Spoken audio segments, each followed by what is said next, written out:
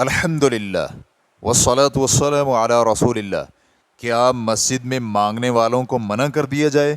سوال کیا گیا ہے۔ بعض مانگنے والے مساجد میں لوگوں سے بھیک مانگتے ہیں اور بعض مساجد کے ائمہ اکرام انہیں مانگنے سے منع کرتے ہیں۔ کیا ان کے پاس منع کرنے کی کوئی دلیل ہے اور کیا مانگنے والوں کو دینا جائز ہے؟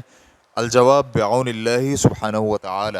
میں تو اس میں کوئی حرج نہیں سمجھتا اور منع کرنے والے کی کسی دلیل کا مجھے علم نہیں ہے، لیکن اگر مانگنے والے لوگوں کی گردنیں پھلانگتے اور صفوں کے درمیان چلتے ہوں تو انہیں منع کرنا چاہیے، کیونکہ ان کا یہ عمل نمازیوں کے لیے باعث اذیت ہے، اور اسی طرح خطبہ جمعہ کے وقت بھی انہیں ایسا کرنے سے منع کرنا واجب ہے، کیونکہ ان اور باقی سب نمازیوں کو خطبہ جمعہ کے وقت خاموشی اختیار کرنی واجب ہے، اور اس لیے بھی کہ ان کا مانگنا خطبہ جمعہ سننے میں مانع ہے، جس کی بنا پر لوگ اس میں مشغول ہو جائیں گے۔ ریفرنس کے لیے دیکھیے فتاوی ابن باز رحمہ اللہ، جلد نمبر 14 صفحہ نمبر 320۔